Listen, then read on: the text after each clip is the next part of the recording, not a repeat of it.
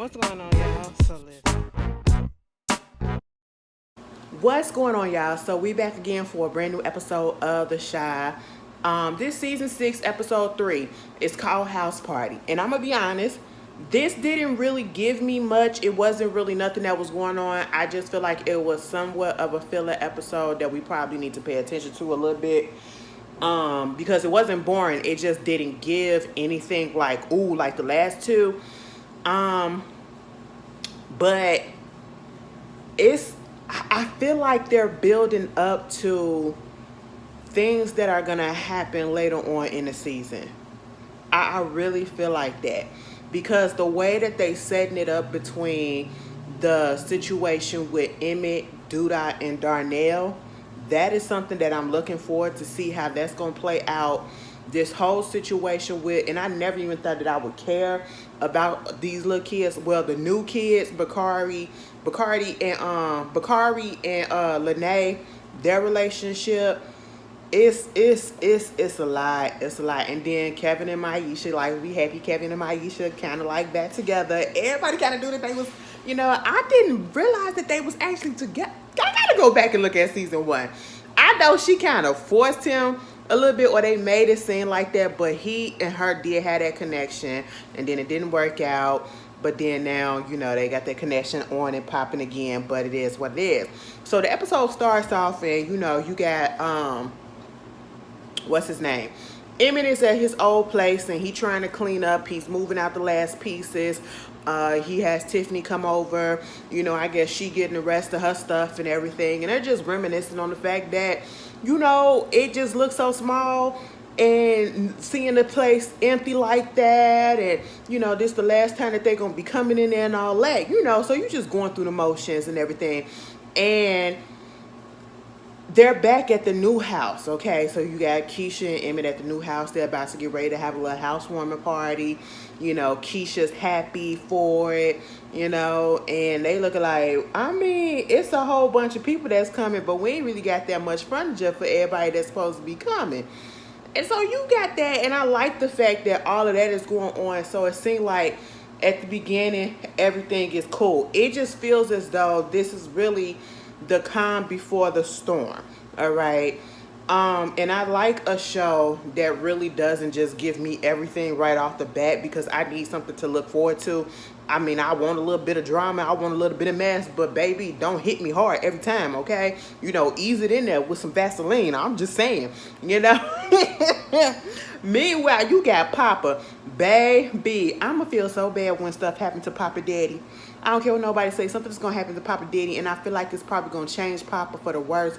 And I don't know why. It's just giving me that feeling like it feels like his spirit is going to get shaken. Okay? And he's such, out of all other people that has been on this show, Papa, for the most part, has been consistent in the fact that he's genuinely a good dude. And he really just wants to be a good God-fearing dude. He had a little slip up because he was in his feelings last season, but he still is a genuine good dude, And when they were at they was at Sammy's, or I should say Smokey's, right? Kenya is the girl that he's liking on, and they're, kicking and finally learning their names, right? And so a customer comes up and basically berates her. And I didn't like that in the sense, I didn't like it in general because, first of all, there's this thing called, I can't stand customer service. And the fact that I work at a library and we do have to interact with the public and, help them out. So that is a form of customer service regardless. It's just the simple fact that I understand you'll be upset or you'll probably be a little irked. But if the customer or the cashier or the person behind the desk is not giving you that type of fever and that type of attitude for you to be coming at them all negative and everything, like, can you just calm down? Because you getting pissed off ain't going to do nothing but piss me off. And then we going to have some things we going to have to go at it. Okay? And you still ain't going to get your order right. You gonna get kicked out and I might get fired because I might put hands on you, okay? It just is what it is. So we gotta calm that down. But it was just the simple fact that this grown man was coming at Kenya, and she young as hell. She's a woman, and you just berating her and like just going off on her because the order wasn't ready, or you didn't get the text message when you did the order online or whatever, and Papa had to come out there to diffuse the situation. And I was so here for Papa coming out there. Basically, see, Papa is a manager. Papa is a boss, okay? Because the way he handled that, he calmly went up there. He was like, so if you, how can I help you? He was like, I need to talk to a manager. He was like, well, I am the day manager for right now. Well, I need to talk to an adult. He opened up that notebook. I thought he was about to give him a number to somebody to call if you wanted that bag. Here's the number to corporate, okay? But no, he said, so you had this order right here? Yeah. So basically what wound up happening is they had put it down for the wrong pickup time or the wrong pickup date. So therefore, that was a mistake on our part. So I'm going to give you your meal and give you 2 free sides. And, you know, he tried to throw in a little dessert. He said, I said 2 free sides. And then he said, you know what? I'll give you that dessert, too, if you apologize to my colleague. And then he was like, my bad. He was like, no. That ain't no apology. I said, wait a minute, Papa. Papa said, stop it. Papa said, no, that's the woman right there. You apologize to her. She has feelings. You apologize to her the way that you're supposed to apologize. He was like, my apologies. And he was like, all right, cool. I said, all right. Now, see, Papa, you was in it. And at this point, by the end of the episode, I don't know what's going on with Kenya and Papa, because when we next see them, we saw them in this one scene, and then we see them later on at the very end of the episode where Kenya is basically, you know, thanking him for coming to her assistance and, you know, helping her out with that customer. And he was like, you know, it's no big deal. I deal with this all the time. And, you know, she was just like, so, what you think about going on to bowling on Thursday night? And he was like, you know what? Me and you? Just me and you? She was like, yeah. And was like, you know what? I got to talk to my moms and ask for permission first. And then I got to get home by 11. You know, I should be able to go if that's the case. And then Kenya just looking like, and then he was like, I mean, fuck that. I can go out and do whatever I want to. No matter what time. I can come out. I can do what I want. You know, my parents went on vacation last month too. And they left the house to me. And they knew that I could take care of it. And I said, damn, Papa, calm down. Papa be in it, and then Papa mess himself up. I don't know how to read Kenya's response. She was like, okay, I'll see you later. And then, you know, he tried to say goodbye, and she was going out the door before he could say have a blessed day, the full sentence, right?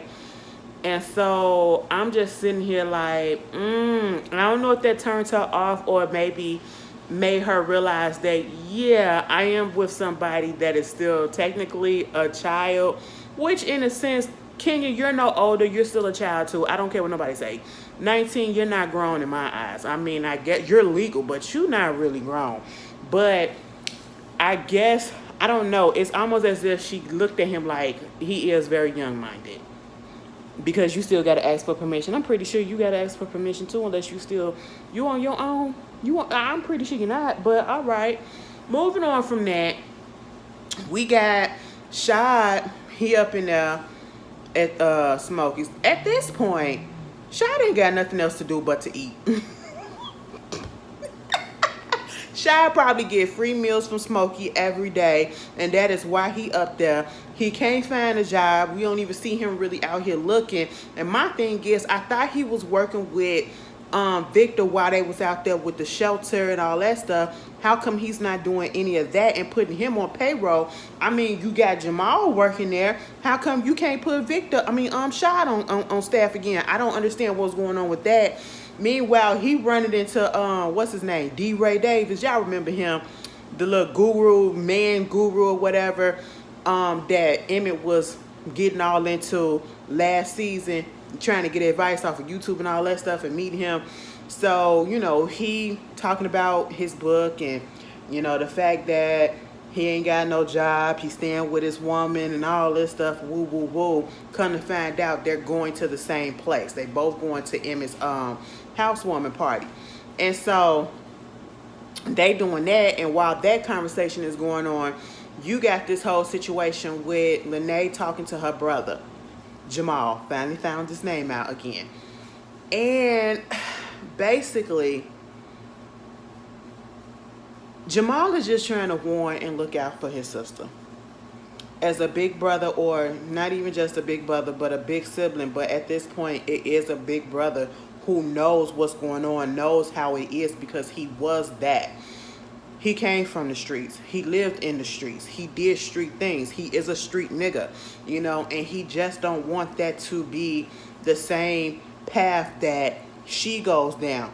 Meaning being with somebody, taking the heat for somebody, getting caught up with this person because you're basically going to be guilty by association, leaving heartbreak, going to jail for somebody. He don't want that for her, So it's making her think because she's trying to take up for Bacardi for a little bit, trying to be like, he's not doing all of that because he already know that he working with Duda. And it was like, what? The little job that he got with Duda now, it ain't going to do nothing but escalate. That's just how it is. At one moment he's doing this, and next thing you know, Duda going to ask him to do this. Duda ain't going to ask him. Duda going to tell him. And y'all know that's just how it is. He's going to move up in the rank, and y'all see how Duda been working this whole time, and all the stuff that he has already done in front of him.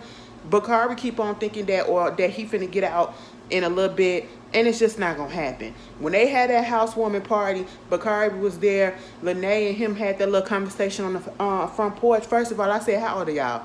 Because they are having grown-up conversations. They've been having grown-up, these kids been having grown-up conversations since season 1, okay? And when they really start getting into it with each other, since season 2, they've been having real couple grown-up conversations. And I'm sitting here like, how do y'all have all these issues and y'all barely live?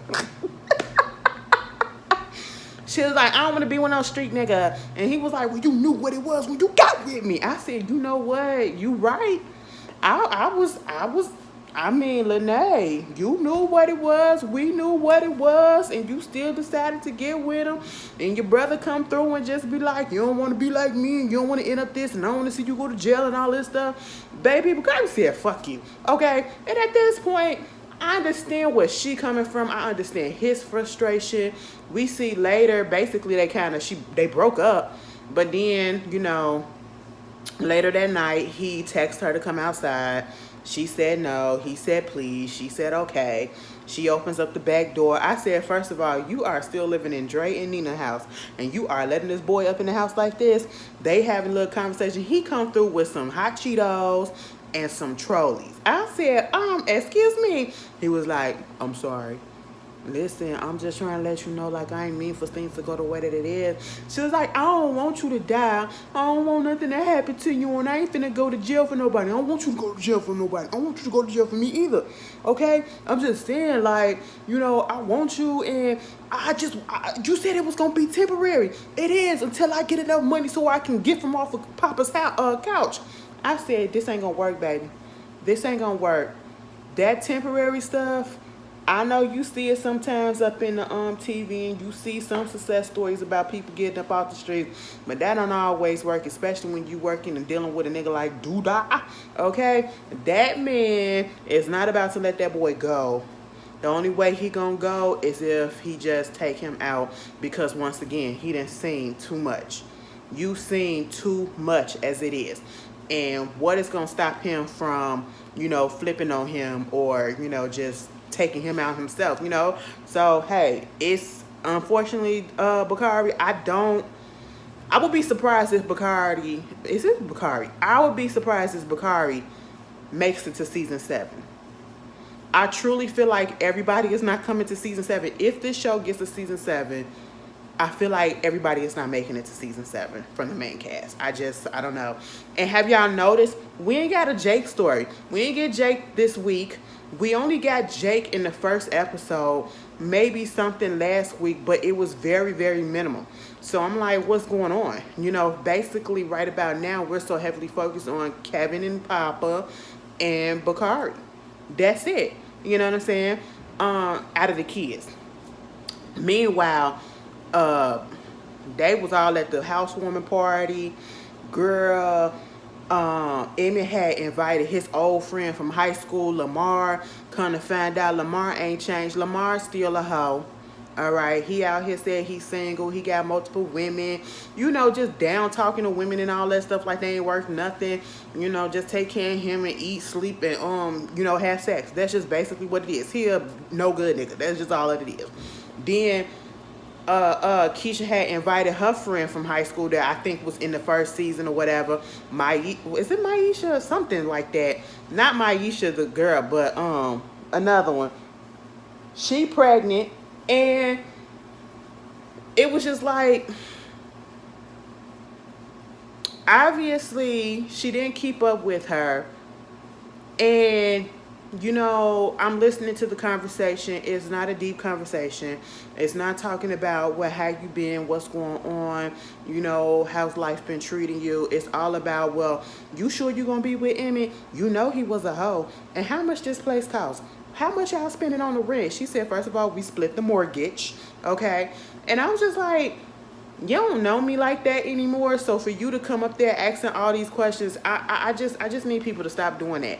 Okay, when you get reacquainted with somebody, just try to have more substantial conversations, okay?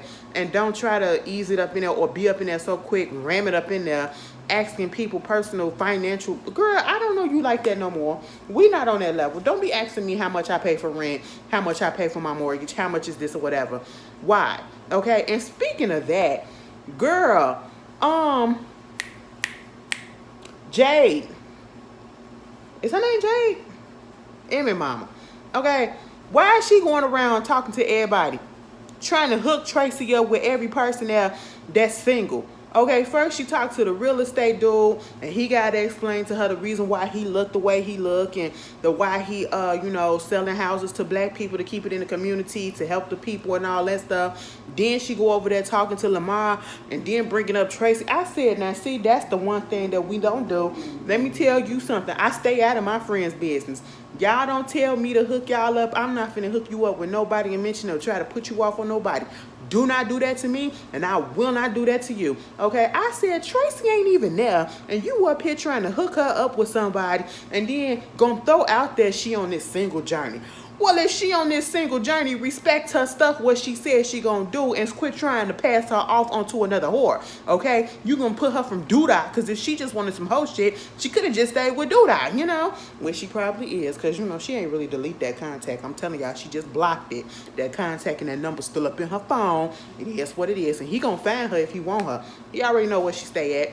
Meanwhile, you got Tiffany and Rob show up with the kids, and at one point Keisha it had her their son tell Tiffany's son, not Tiffany's son, tell Keisha's son, stop being a little bitch. Okay, let me tell you something.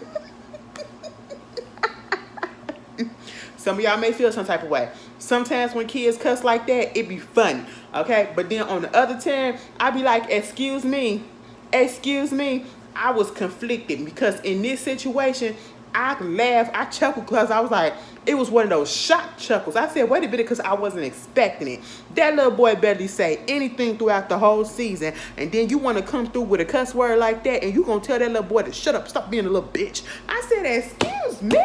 You know, and I was just like, we going to have to nip this in the bud. I was with Keisha 100%, okay? Baby, just because we cussing up in here don't mean that he can cuss or they can cuss. And see, we got to be real. If you don't want the kids to be cussing here and cussing there, you cannot do that in front of them, okay? And that's including playing the music with the explicit lyrics in there, okay? Because, I mean, that you got to lead by example, right? Tiffany talking, Keisha was like, we're going to have to talk to them because that's bad or whatever. And he was like, I mean, he can cuss in the house, but that just means like if he doing all this around them or whatever, he probably doing it at school. We can't have that. And I'm sitting here like, he shouldn't be doing it in general, okay? But he wanted to talk, well, she wanted him to talk to her. She didn't want to overstep her boundary. So I can appreciate Keisha in that sense, because again, like she said, we just got back cool, okay? I don't want to overstep. And I'm sitting here like, all right, girl. But at the same time, you a mother. And that little boy told your son to stop being a little bitch.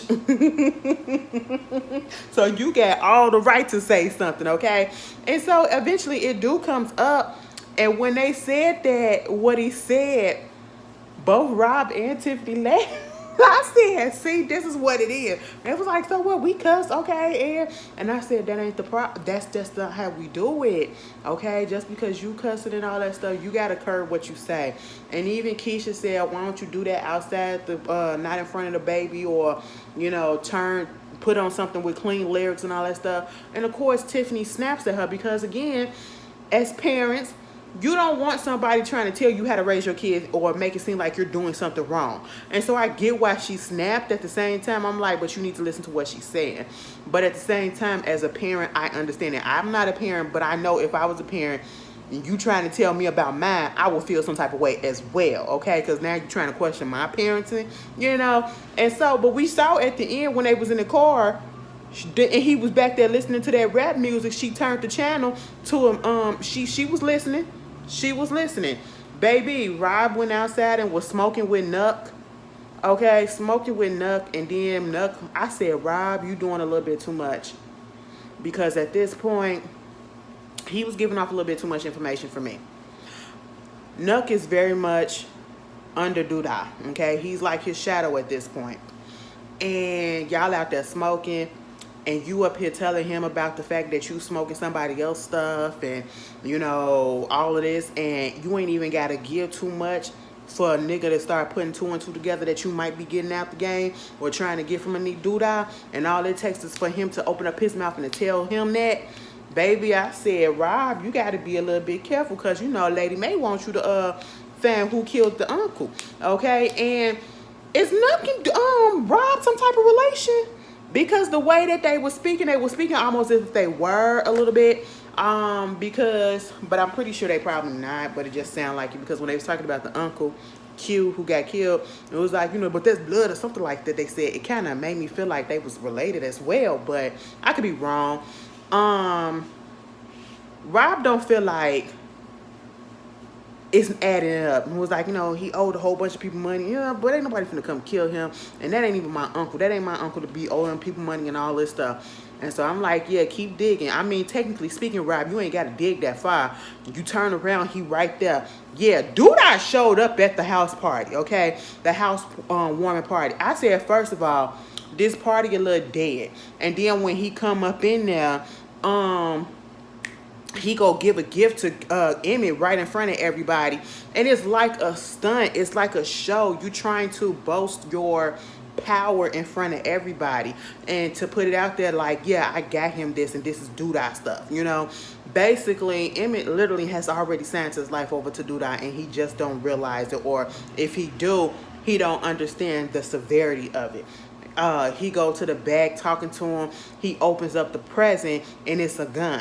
Okay, he was like, I don't need this. And he said, yes, you do. Your family, you need to protect your family and all this stuff and woo, woo, woo. And I'm sitting here like, don't do that. Okay, I just, Duda is just making me nervous with every step. Duda is becoming the old Duda again, okay? He said, you had me down for the count in the last couple of seasons.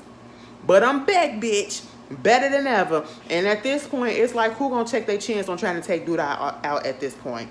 Because you're going to have Rob coming for him when he find out. You're going to have Darnell coming for him because Darnell was back there listening a little bit to what was going on while Emmett was back there playing around with the gun. Okay? And he winds up confronting Duda when Duda left. Baby, he said, leave my son alone. Okay? And if something happens to my son, his girl, his kids, I'm going to take you out myself. Nigga, do you know who you talking to? He was like, yeah, fake-ass Billy D. Williams looking motherfucker. He said, don't let this. He pulled that earpiece off. He said, don't let the earpiece fool you. I said, Darnell took that earpiece off. I said, oh, you mean business, huh? He said, hell yeah. Mind you, I felt some type of way, though, because when they was dancing, they was doing a wobble. Okay, wobble baby, wobble baby, wobble baby. All right, that's cute or whatever. But how come y'all weren't doing the cha-cha side? Maybe that's just me thinking about because of the fact that DJ Casper just passed away a couple of weeks ago. And They could have did the cha-cha slide. That's Chicago. You know what I'm saying? But you got this one while they was doing the cha-cha slide, or I should say the wobble. Emmy comes over there talking to Kevin. Kevin ain't on the dance floor, whatever. They just kept catching up and all that stuff.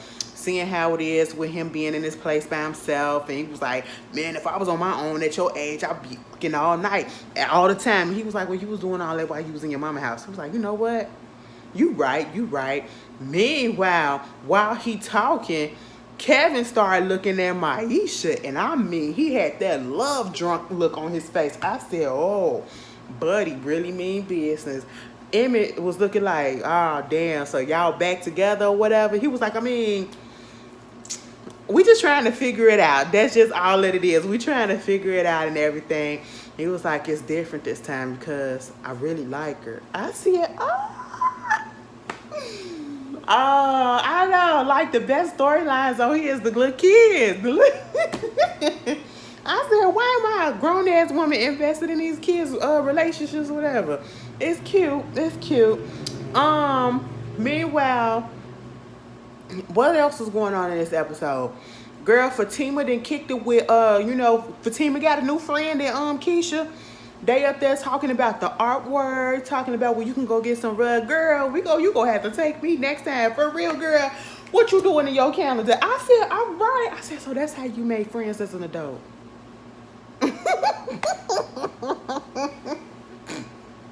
Because I said everybody named Mama was at this party.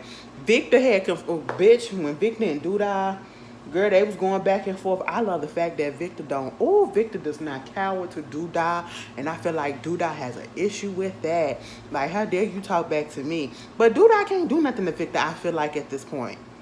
Because he the only one that really stands up to him for real, and still live to see another day. And I'm just like, all right, I don't know, that scene kind of did something to me. I said, you know what?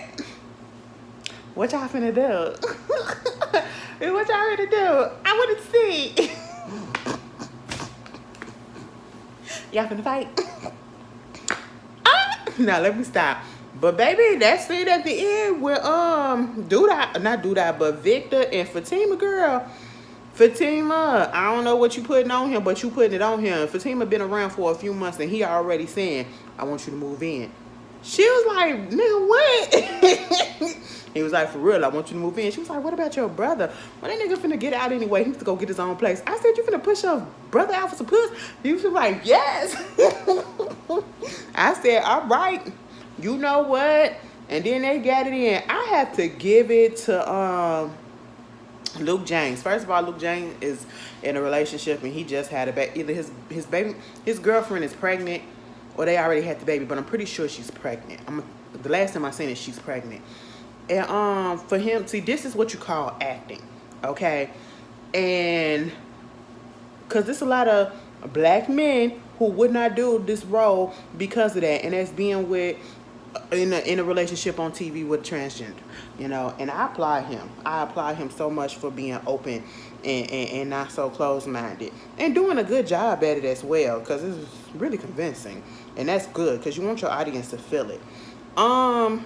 Moving on from that, after the party goes off or whatever, and everybody's going home, you got Emmett and Keisha, they're in their beds or whatever, and just talking about all the stuff that happened and woo.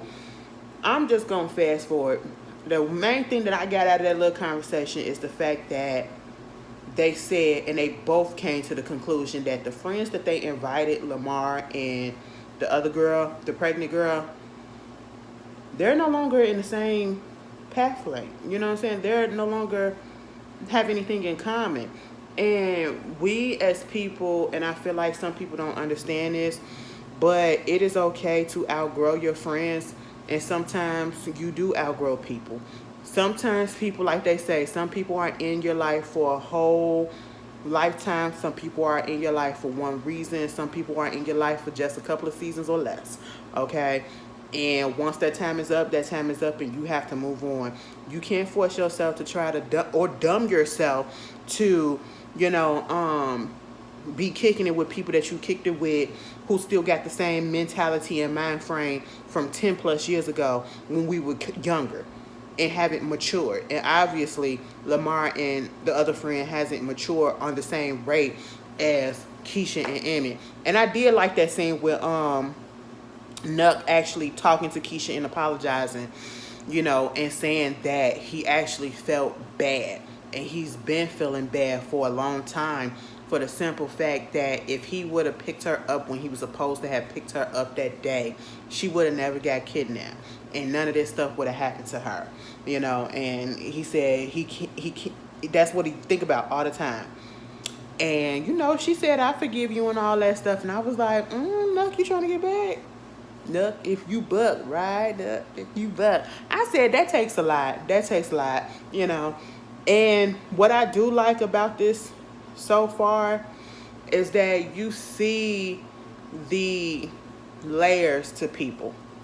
You see street niggas and you think that, oh, they so hard or whatever, they ain't got no feelings. But then we see that they do. You know what I'm saying? They can be hard. You can be hard, but you can also be caring. You can also be a little sensitive. You can also be like sorrowful and all that stuff. And they showing that emotion or whatever. And I'm liking seeing that vulnerability that Lena did put up in this script or whatever, whoever wrote this, So also, Emmett had looked up in the drawer to see where that gun was, and the gun was missing. He going crazy because he thinking like somebody that took it, or it could be around the house or something like that. He couldn't find it, but he didn't tell Keisha. He lied and told Keisha that the housewoman present was some cigars, but it really was a gun. And Darnell had took the gun, so when he went out there to confront Duda, he had it in his waistband, and he told him. He showed him that. But at this point,